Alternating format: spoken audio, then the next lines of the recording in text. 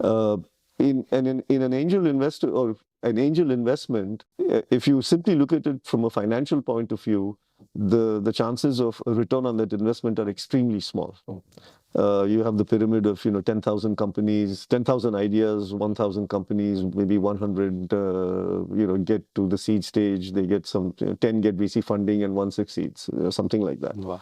So if it's that and you want to do it, why would you want to do it? So you would want to do it because if you encourage someone who has an idea and you fund it, you're making a commitment. So it's not simply words. You're actually putting your money where your mouth is, and you don't expect a return. So when you make a charitable contribution, you expect no return. You make a contribution, you make an investment here. You might not expect a return. If you get one, that's great. But if you don't, you have helped someone try to grow an idea.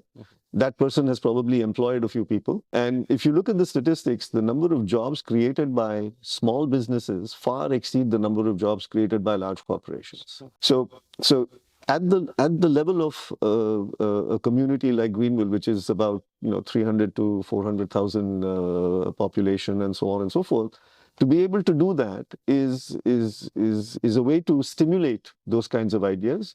We live in a very attractive part of the state and the country. The cost of living is a lot lower, so it's a lot easier to attract startups to come and start up there. The hurdles for them are much lower, and if they succeed and they go on to bigger and better things, you get a return, and they've created jobs, and it's really there is no downside to that. So if you approach it, at least in my mind, I approach it as 21st century philanthropy. I can choose. I can give to a charitable cause where I don't expect any return, or I can give to a startup and help the startup if it needs any help. Mm-hmm. And would you like to tell us about some of your contributions? So I mean so our group has now grown. We've now grown far beyond the small community that we started, and we are now one of the 10 top angel investor groups in the country. Okay.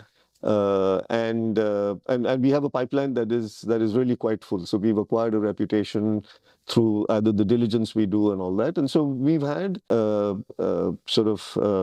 companies that have exited and have had exits and have had successful financial exits. And then we've had companies that have had to shut down. Or there are companies that are sort of striving in our portfolio. There are those that are surviving.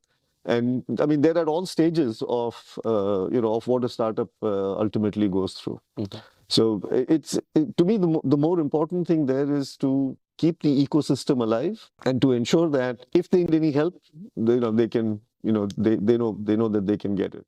How do you think the younger generation can achieve success both in personal mastery and in their role, whether it be as the leader of a business or as a part of a business or an organization?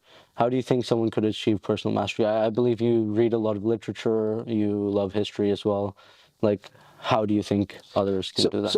So I think, the working world today has changed, very, very considerably from the time that my generation came into the workforce. And I think and one dimension is sort of technological acceleration, and I think staying current with technology and technological acceleration is really important. So when you talk about personal mastery, I think the biggest thing that any individual should remain open to is what you could call lifelong learning.